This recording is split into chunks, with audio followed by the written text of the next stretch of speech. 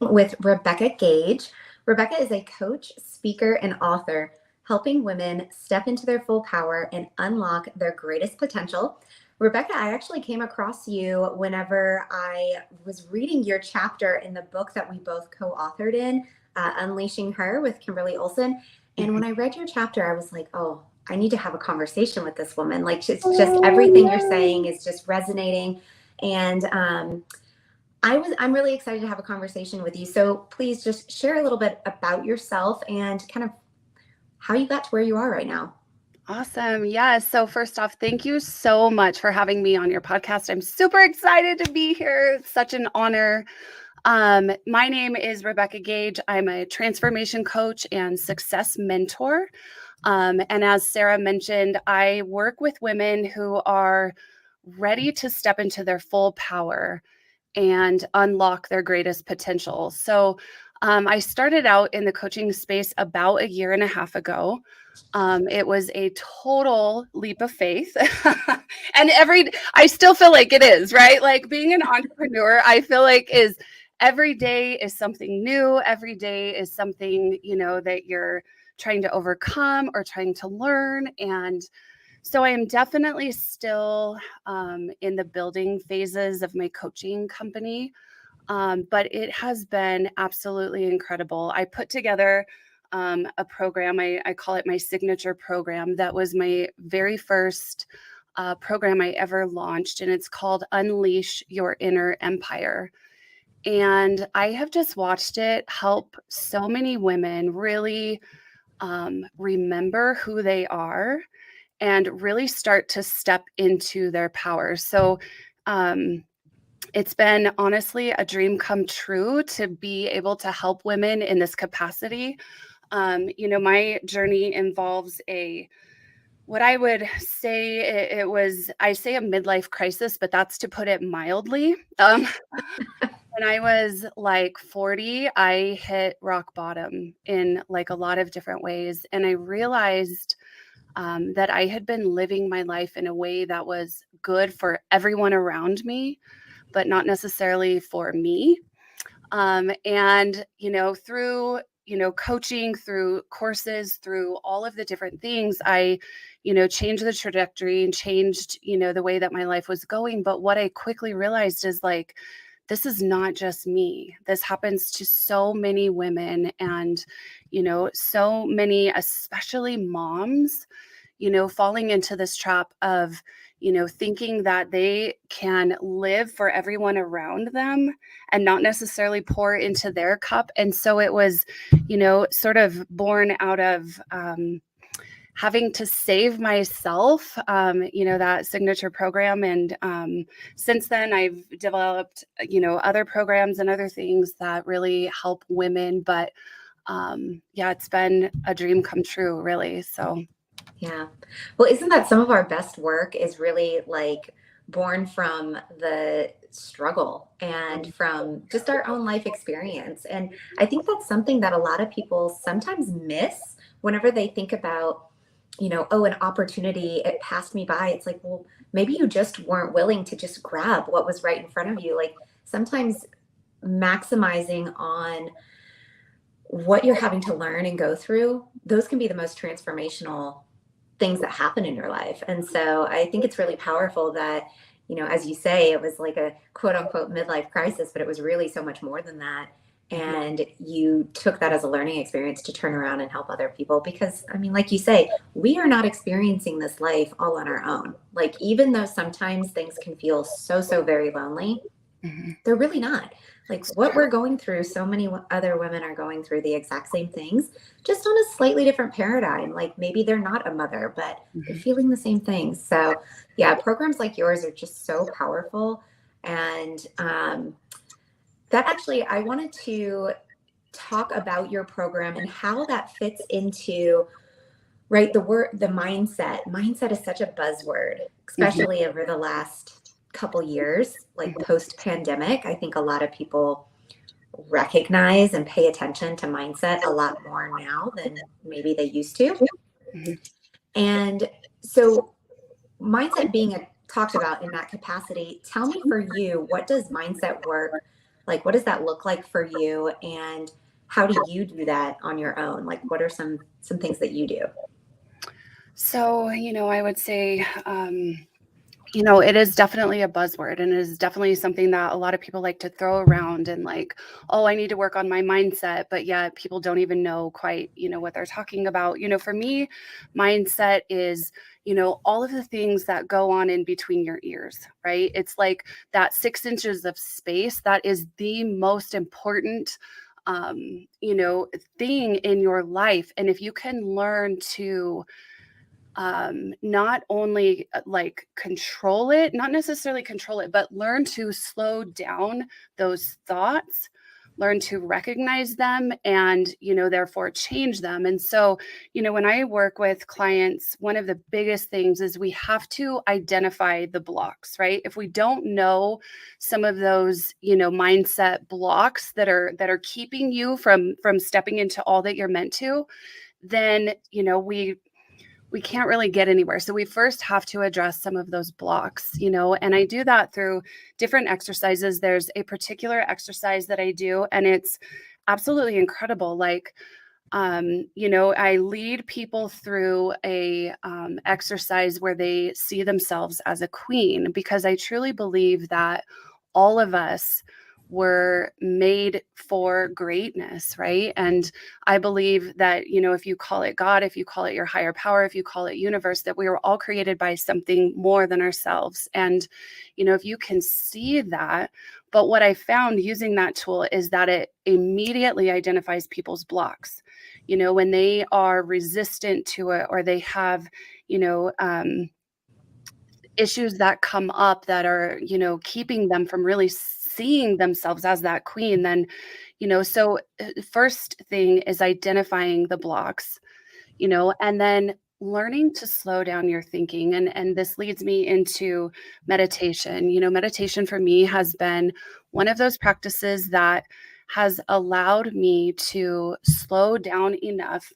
Before, and I joke with clients a lot of times people are like these bobbleheads, right? These heads on a stick, right? They're just so caught up in their thoughts that they don't even realize that they're on autopilot, right? They're thinking these things, and a lot of times, like, your mindset are the things that you tell yourself over and over and over again. So it's these stories, right, that are often on repeat and often, just playing subconsciously in the background. And if you don't slow down enough to even become aware of them, then you can't control them, you can't change them, you can't do anything else besides be run on autopilot. So it's it's definitely, a practice. Yeah. Mindset work Yeah. is a practice. And I'm sure you know that, like, once you reach this certain level, you're like, oh my gosh, I've arrived. No, I'm back, where I need to work on something else. Some other block has showed up. And, mindset to me is sort of like, it's like the thermostat in a room, right? Where, like, if you have the thermostat in your home set to 72 degrees, right? If it gets warmer, then the air conditioner will kick on and it will cool it down, right? And same is true of the converse. Like, if, it gets cold, then the heat kicks on and it warms it up. Always bringing it back to that homeostasis, or kind of that set temperature. And I feel like mindset is like that. If Hmm. you don't learn some of these practices to, gain control of it and start Yeah. to slow them down and really start to then dictate what it is that you want. Yeah. Yeah, that's a really good analogy. It's mindset work. And what I've come to discover more and more is like the sheer simplicity of it. Mhm. It almost blows your mind how simple it really can be to work on yourself when we're kind of stuck in that, you know, Groundhog's Day of repeating all of like just I'm having a bad day over and over and over and over and over. And we're living from just the remembered past. Like there's Mhm. nothing new that's happening. And when you're really stuck in that cycle, it can feel impossible to get out of it.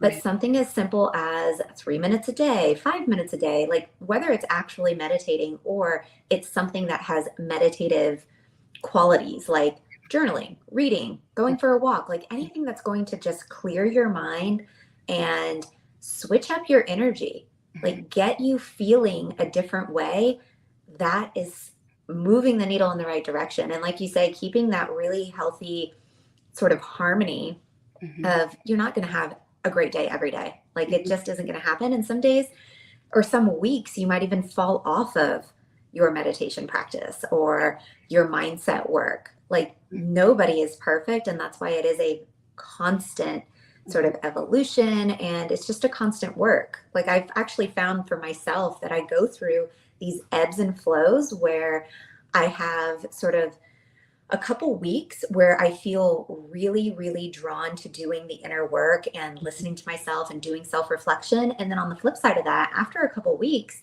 I tend to have more of the urge to be in action. And so, like you say, being very aware of what that looks like for you instead of just going through the motions, and Mhm. then giving yourself permission to be like, you know what, right now is the time for action.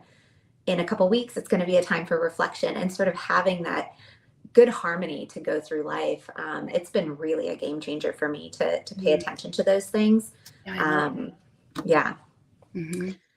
So, and I was actually going to ask you about like when clients come to you with blocks and sort of those limiting beliefs, what you do to kind of get them on the other side. So I'm glad that you answered that, because I love that practice that you have, you know, seeing the inner queen. Like that's a really cool practice that you have, and it's a great visualization because seeing sort of the law of assumption and kind of looking forward into the future and seeing that other side of yourself, a lot of people don't give themselves permission to do that. Mhm. um, yeah, that's really cool. So for you, what does unlocking your potential, like what does that mean for you? What does that look like when women work with you? So, I mean, it's definitely, um, everyone is different, right? Like, my Mhm. greatest potential is not your greatest potential. It's understanding who you are made to be, right? It's understanding, who God put you here, what your unique purpose or mission is, right? It's understanding your core values and really living up to that. I think that unlocking your greatest potential involves many different facets, one of which is kind of that individual, personalized, like, am I doing what I feel like I was put here on this earth to do? Right? That's one thing. Another level is like, am I making the most money that I feel like I can make? That's another level. Am I being the best mom that I can be? Am I being the best wife or sister or partner or, um, you know, whatever that looks like? So it's very individualized, Mhm. right? It's very unique to each person, but it's learning to identify that. What I've also discovered is that a lot of people don't even know.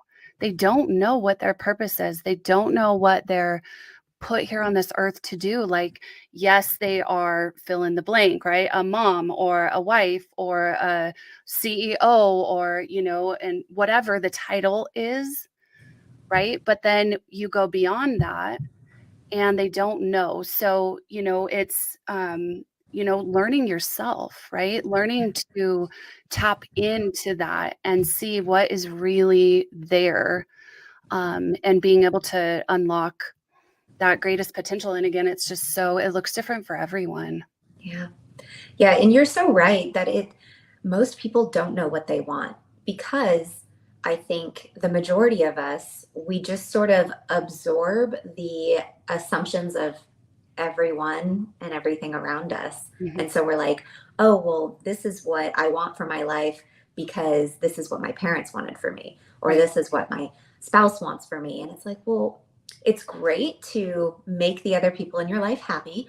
But as you said, when you were going through sort of that sort of low point in your life, you were doing everything to make everybody else's life great except for your own. Mhm. And like when you come into that realization, you've got to pay attention. You've Right. got to pay attention. And I find that in my line of work too with branding. so many people don't know what they want. They're just replicating what they see Mhm. other people finding success doing. And they're like, Mhm. well, let me just go do this because, so and so is having success with it.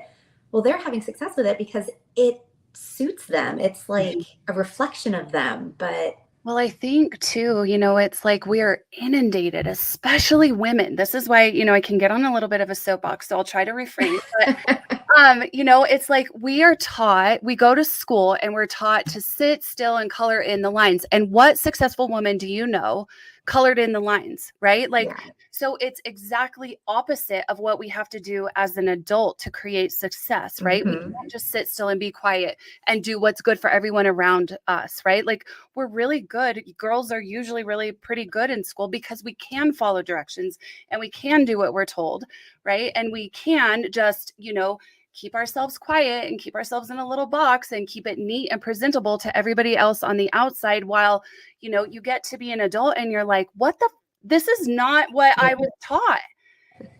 Like this, I thought if I was good in school and I got good grades and I had a family and I was a good mom and I did all the right things that I was gonna somehow like, it's that almost that princess syndrome, right? Like Yeah. we're taught that women are taught that. And so, to be a successful anything, it takes a lot of disrupting things. And like what you said, even in terms of branding, too many people are like falling into what they see other people doing. And it's like if they stood in their power and it really embodied their uniqueness, they would stand out in a crowd of millions on social media, right? And usually it's those people that create that success because they were able to do that. So Yeah. Yeah. It can be terrifying to go against the grain of what is so, has been conditioned in us for so, so very long. And honestly, my journey over the last 3 years or so, it only in the last 6 months has completely shifted to where I've completely started to embody that version of myself where I'm like, I see what makes me different and I'm not afraid of it anymore. good, Like, fuck what I was told good. I had to be and do Mhm. for over 30 years of my life. I'm done being that. Good. I'm And done. it's not I about being an love it. asshole, right? It's not about being an asshole to Mhm. anybody. I No, still want everybody to be happy and healthy and just completely thriving around me, but I am not going to lose my worth. but not at the expense of self, right? Right. That's what we're taught. I feel like Yeah. that's the shift. And I'm so proud of you. Yeah. Yeah. I know it Woo-hoo! feels great, right? And that's like, and I feel like the women that are finding the most success, no matter what kind of industry they're in, whether they're doing coaching, network marketing, like it does not matter. But when you find that moment of like you step into your power, you're unlocking what truly makes you happy, that's when you're in the flow. Amen. That's when you're just like, whoa, Yeah. how was it not this easy before? And it's like you had to be on the journey. You had to kind of trudge through the mud a little bit, figure out the things you didn't like and the things that you didn't want for yourself. But having that self awareness and being able to say, no, yes, okay, let me try this. Okay, that didn't work for me. Having that self awareness and the confidence to, push through and And even say no that to for things. women sometimes is, something that they're not used to. I remember, going through some of the worst parts of my journey and not knowing like what I even liked, what I wanted, right? I know that like I wanted to be a good mom and I was, I've been a successful entrepreneur like most of my adult life.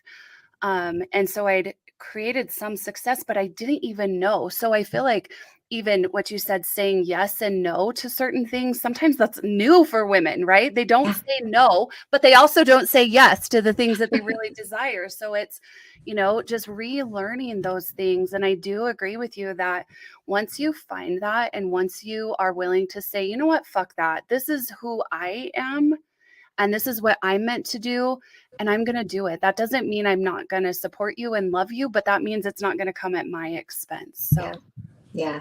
mhm, Oh, I love that. mhm. So, as we wrap up today, how can women listening to this, how can they get connected with you? Where can we find you? So if you go to RebeccaGage.com, that's my website. I'm all over all the social media platforms, Instagram, Facebook, TikTok,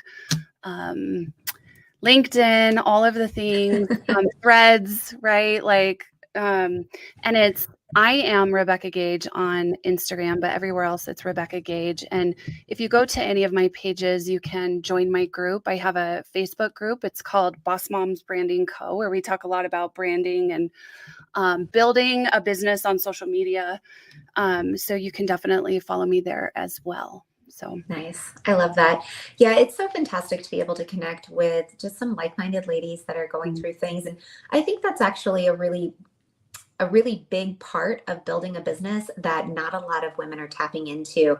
When it comes to paying for a coaching program or paying for a mentor, if you're not ready for those things in your business, reach out and be in communities, be in Facebook groups. Like, having the community around you that they're going through the same things, they're asking the same questions, they're having the same kinds of feelings. It is so powerful. And I would almost say that, out of all of the coaching that I have paid for and been a part of, one of the biggest assets is the network of women that I have come into contact with. I would have to agree.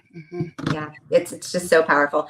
So, all right, you guys, head over to the show notes. Rebecca has a free confidence guide for you. This is something that I would highly encourage you to get downloaded. Go visit her on the website, get in touch with her, get in her group, all the things, because she's amazing and she's definitely someone you're going to want to have in your corner. Thank you so much for being here, Rebecca. Yes, thank you so much for having me on. You're such a beautiful light. Keep shining your light. I love it. Thank you.